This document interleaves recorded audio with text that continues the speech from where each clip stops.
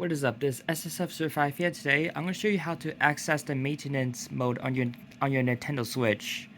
If you have a Nintendo Switch OLED or your new Nintendo Switch 2, it's going to be the same thing. So first of all, press and hold the power button to see the see the menu right there, and go to the power options and turn off switch.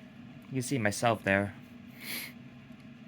And wait a few seconds. And now, while your switch is fully turned off, press plus and the minus volume buttons, and then hold and push the power button.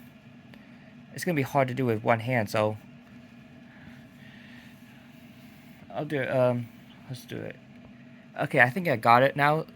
And push the power button and keep holding it until when you see the Switch logo, release it. There we go. That's how you access the maintenance mode. You can also initialize console without deleting save data, or initialize console. Or you can update the system as well.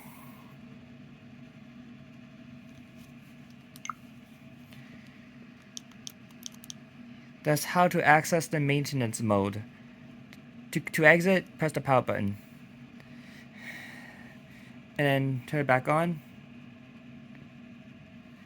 It will go back to normal.